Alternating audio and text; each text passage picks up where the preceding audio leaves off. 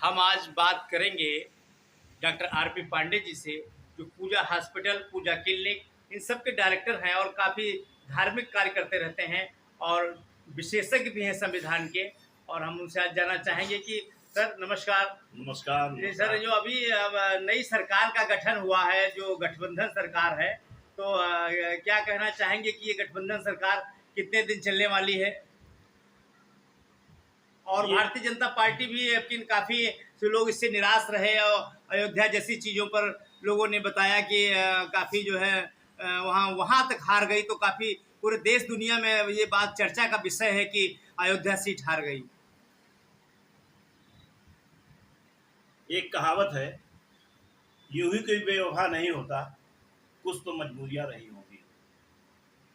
जहां तक अयोध्या का सवाल है, अयोध्या विधानसभा, अयोध्या शहर का जितना विकास हुआ, वास्तव में अकल्पनीय था। इसके बावजूद अयोध्या सीट से हारना, जहां तक मेरा विचार है, अयोध्या विधानसभा से अयोध्या के संतों ने भाजपा को जिताया। बाकी चार विधानसभाएं जो थी, इस बार पूरे चुनाव में ये देखने को मिला, हालांकि मतदाता साइलेंट था, लेकिन दिखाई पड़ रहा था कि जातिवाद पे इलेक्शन उत्तर प्रदेश का जा रहा है। और उसमें आग में घी डालने का काम हमारी पार्टी के ही मुखिया ने किया। डायरेक्ट लगातार ये बोलते रहे हिंदू मुसलमान, हिंदू मुसलमान। ऐसा नहीं होना चाहिए था। बाकी जो अयोध्या के लोग नहीं दिए वोट, उसका मेरी समझ से कारण है कि शहादतगंज से लेकर के नए घाट तक जो सड़क का चौड़ीकरण हुआ और जो दुकानें मकान गिराए गए, उनको मुआवजा मात्र बहुत कम मिला, जैसा कि होना चाहिए था। इसलिए वो लोग नाराज भी थे। जो मकान तोड़े गए, उनसे वसूली की गई, तोड़वाई का खर्चा लिया गया। तो हमारे विचार से मुआवजा भी उनको वर्तमान रेट में जो चल रहा था ज़मीनें, उस हिसाब से अगर दिया जाता तो वो संतुष्ट रहते और उन सभी परिवारों का वोट मिलता और भाजपा जीत जाती। मोहनलालगंज से भी कौशल किशोर हार गए, बता रहे हैं कि कुछ अच्छी छवि नहीं थी क्षेत्र में। कौशल किशोर की जहाँ तक बात है, उनके साथ उनका भाग्य भी नहीं था। उनके बच्चों के द्वारा दो घटना होना, उसके अलावा क्षेत्र में मौजूद न रहना, लोगों से न मिलना, थोड़ा व्यवहार में भी बदलाव आ गया था। हमारे विचार से इस वजह से जनता ने उनको अस्वीकार कर दिया। ये उत्तर प्रदेश की राजधानी लखनऊ जो प्रतिष्ठित सीट आंकी जाती है, और बनारस जहां से प्रधानमंत्री जी ने चुनाव लड़ा, पिछली बार की अपेक्षा उन्होंने बहुत ही कम अंतर से चुनाव जीता। क्या इस बार जनता उनसे विचारों से सहमत नहीं थी? सही बात है। ऐसा है कि बनारस का जो विकास हुआ, वो बनारस के बाहर बाहर हुआ। बनारस शहर के अंदर काशी विश्वनाथ का जो विकास किया गया, तमाम मंदिर उसमें तोड़े गए। अब मंदिर छोटे छोटे जो थे, जो भी दर्शनार्थी जाता था, कुछ ना कुछ उन मंदिरों में भी चढ़ाया करता था। इससे उनकी जीविका चलती थी। उन मंदिरों का टूटना, उनको कहीं विस्थापित होने के बाद उनको कहीं बसाना नहीं, मुआवजा न देना, ये भी बनारस में वोट का कम मिलना बताता है। दूसरी बात, बड़े बड़े क्रूज बनारस में आ गए, जिससे थोड़ा सा निषाद पार्टी, उन लोगों का भी मनोबल गिरा और उनका नुकसान हुआ। यही सब कारण थे। तमाम जो मकान गिरे, उनका मुआवजा नहीं मिला। बाकी और जो है, जीतना तो था ही, जीते। हाँ, ये जरूर है कि मार्जिन कम हो गया, तो उसका कारण मेरी समझ से यही सब था। ये कांग्रेस पार्टी राहुल गांधी और अखिलेश यादव की ये जो जोड़ी है, ये काफ़ी यहाँ उत्तर प्रदेश में रंग लाई और काफ़ी ज़्यादा मत मिले इनको। किस वर्ग का वोट एकदम से पहुँच गया? जो समाजवादी 37 सीटें और राहुल गांधी भी 17 में से 6 सीटें जीतने में कामयाबी हासिल की। देखिए, जहाँ तक हमारा विचार है कि संविधान बदल लेंगे 400 पार होने पर, तो वो 400 पार का अर्थ लोगों ने लगाया कि 3/4 जब बहुमत हो जाएगा तो संविधान को खत्म कर सकते हैं। और इसको प्रचार करने में विपक्ष पूरी तरह कामयाब हो गया। और खासकर SC ST के दिमाग में ये बैठा कि अगर संविधान खत्म हो गया तो हम लोगों का अधिकार भी खत्म हो जाएगा, आरक्षण खत्म हो जाएगा।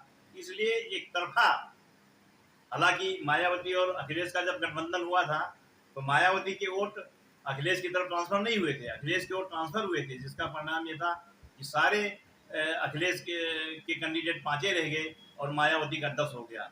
इस बार SC/ST का जो वोट था वो अखिलेश को इसलिए गया क्योंकि कांग्रेस से उनका समझौता था और ये देख रहे थे कि केंद्र में कांग्रेस की सरकार बने ताकि संविधान बच जाए। इस उद्देश्य से SC/ST का वोट पूरा ट्रांसफर हुआ। साथ ही मोहम्मदन जो बढ़ जाते थे वो भी एक तरफा इसी गठबंधन को, इंडिया गठबंधन को वोट दिए, जिसका परिणाम ये हुआ कि कांग्रेस जो कि 1 पर चली गई थी घटते घटते, वो बढ़ करके जो है 6 पर पहुंची, 11 पर वो द्वितीय स्थान प्राप्त किया और उसका वोट प्रतिशत बढ़ करके करीब 9-10% हो गया। एक बात और सवाल गूंज रहा था कि जो उत्तर प्रदेश के मुख्यमंत्री हैं श्रद्धेय योगी जी महाराज, इन्होंने मतलब कई लोगों के टिकट अपराधी छवि के लोगों के काट दिए थे और उसको फिर अमित शाह ने उस पर मोहर लगा दी कि केंद्र से तो मैं गृह मंत्री हूँ, मैं यहाँ का मतलब जो इसको लड़ा रहा हूँ, आप उसका प्रचार प्रसार करिए। क्या ये बात सही है जिसकी वजह से जैसे लखीमपुर सीट हार गए, कौशल किशोर की छवि नहीं थी, लोग कह रहे थे नहीं टिकट मिलना चाहिए, बाराबंकी जैसे बहुत से ऐसे क्षेत्र हैं, तो क्या इसमें इस पर क्या कहेंगे? देखिए, योगी जी का और शाह जी का विवाद ये तो जग जाहिर है, परंतु योगी जी ने क्या लिखा, किसका नाम दिया, इस बारे में अमित शाह के अलावा कोई और कैसे बता सकता है। फिलहाल योगी जी का ये कहना कि हाँ हमने जो नाम दिया था कि इनका टिकट काट दिया, नहीं कटा, हो सकता है कि पराजय का एक कारण वो भी हो। ये अभी योगी मुख्यमंत्री जी जब से चुनाव हुए हैं और प्रधानमंत्री ने कमान संभाली है, तब से उत्तर प्रदेश में बड़ी तेजी के साथ योगी जी महाराज डिसीजन ले रहे हैं और कई जगह निकाल रहे हैं, बहुत तेजी के साथ काम कर रहे हैं। क्या इसका उनको भय है कि 2027 में अगर ऐसा ही रहा तो वो हार जाएंगे? हो सकता है, इसलिए अच्छी बात है। योगी जी पहले भी जो है काफी गतिशील थे, अब उन्होंने और बढ़ा दिया अपना कार्य करने का क्षमता, तो एक अच्छी बात है, जनहित में है और हो सकता है कि इसका लाभ उनको मिले। जिसकी वजह से भाजपा पिछड़ी, उसका एक कारण ये भी था बेरोजगारी, महंगाई, तो इस पर अगर नियंत्रण कर ले जाते हैं तो उसका लाभ जरूर मिलेगा। हमारे देश के प्रधानमंत्री बड़े सूझबूझ के नेता बताए जाते हैं जिन्होंने गर्व से पूरे विश्व में भारत का मस्तक ऊंचा किया है। जो गठबंधन सरकार है क्या ये बराबर चलती रहेगी एक दूसरे में? जैसे कई राज्यों में भाजपा की सरकार बनी, उड़ीसा जैसे जगह पर पहली बार उन्होंने विजय हासिल की, वहां भी प्रधानमंत्री जी शपथ ग्रहण में शामिल हुए। इसमें कोई दो राय नहीं कि विदेश में भारत की छवि अच्छी छवि उभरी है, सशक्त राष्ट्र की छवि उभरी है, इसमें कोई दो राय नहीं है। परंतु अपना घर, तमाम परिवार होते हैं तो घर के सभी लोग संतुष्ट नहीं रह सकते और जिनको काम अच्छा लगा वो संतुष्ट हुए। उड़ीसा ने, आंध्र प्रदेश ने जिताया तो उसका कारण यही था, मोदी जी की छवि, वहाँ के स्थानीय नेताओं की छवि, मेहनत रंग लाई और सरकारें बदली। कई राज्यों में भाजपा ने क्लीन स्वीप किया है, जैसे मध्य प्रदेश है, हिमाचल प्रदेश है, अन्य कई राज्य हैं जहां तो पूरी भाजपा ही जीती है। तो अब इस पर भी कोई अब ईवीएम पर कोई आरोप नहीं लगा रहा है। नहीं, ईवीएम पर आरोप कैसे लगेगा जब इनकी सीटें बढ़ी हैं, मात्र 1 से जो है 6 पहुंच गई, उनका 5 से 37 पहुंच गया, तो आरोप कैसे लगाएंगे? और जब चुनाव आयोग चुनाव की शुरुआत होती है सबसे पहले कहता करके आप लोग ईवीएम को चेक कर लें और ईवीएम में कोई कमी हो तो दिखावें, आज तक कोई दिखा नहीं पाया।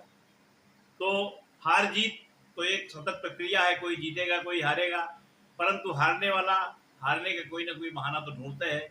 उनका ये कहना कि हाँ ईवीएम, चूंकि इस बार थोड़ा अच्छी सफलता मिली तो इसलिए ईवीएम पर कोई आरोप नहीं लगा। आप देख रहे थे डॉक्टर आर.पी. पांडे, जो बहुत बड़े संविधान विशेषज्ञ हैं और अनुभव से भरे हुए राजनीतिक व्यक्ति हैं और उन्होंने कई बार चुनाव भी लड़ा है और अपनी किस्मत आजमाई है और भविष्य में उन्हें सफलता भी मिलती नजर आ रही है। और ऐसे हम डॉक्टर आर.पी. पांडे से बात कर रहे थे। लखनऊ से एक विशेष रिपोर्ट।